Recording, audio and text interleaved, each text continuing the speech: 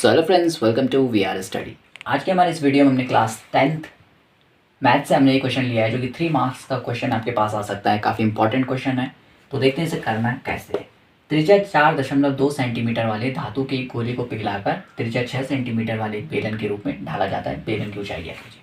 तो क्वेश्चन का मतलब है कि हमारे पास एक त्रिज्या दी गई है कि एक गोला है इस त्रिज्या का 4.2, इसको पिघलाया, फिर एक बेलन बनाया और उस बेलन जो बनेगा उसकी हमें ऊंचाई ज्ञात करनी है कि वो कितना ऊंचा होगा, उसकी ऊंचाई कितनी होगी। तो ये है क्वेश्चन।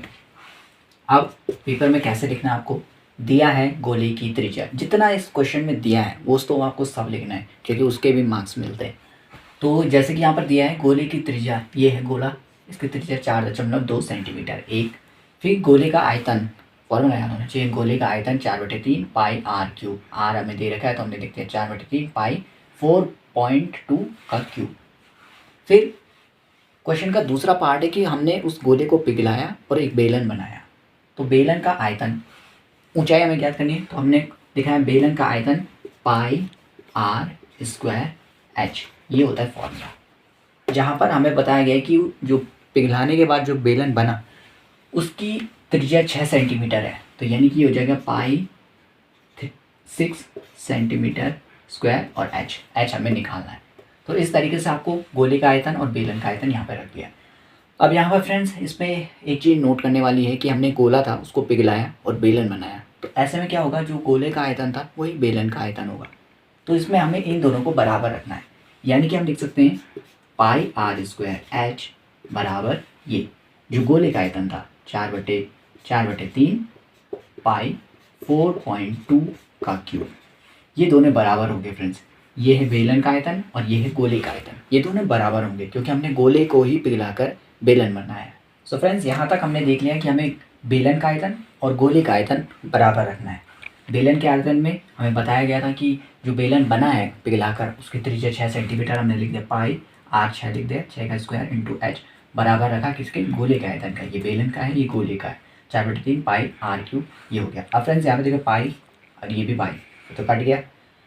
और यहाँ से हम h निकालेंगे, ये देखिए फ्रेंड्स h यहाँ से हो जाएगा ये 6 जो यहाँ पर मल्टीप्लाई में ये डिनोमीटर में चल जाएगा, यानी कि 3 के साथ चला जाएगा, तो 3 6 6, ये 6 6 ये 2 ये है, और ऊपर ये क्यूब है फ्रेंड्स, तो 1 2 3 3 बार 4.2 4.2 4.2। आई होप यहाँ पर आपको समझ में आ रहा होगा ये हमने कैसे लिखा हुआ है, ठीक है।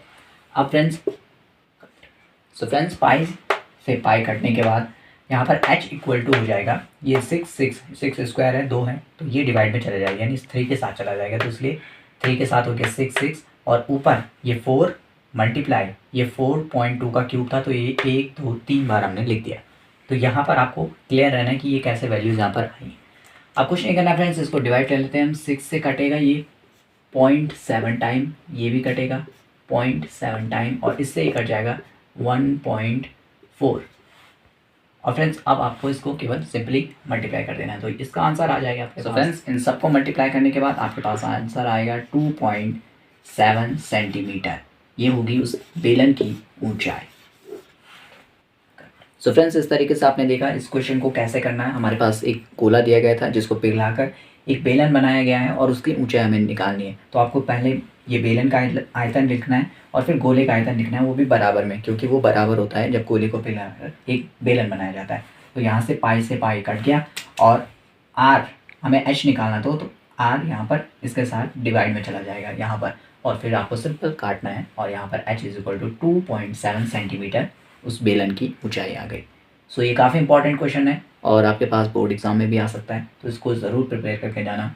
समझ में नहीं आए तो कमेंट में ज़रूर कर देना, और सी यू इन नेक्स्ट वीडियो।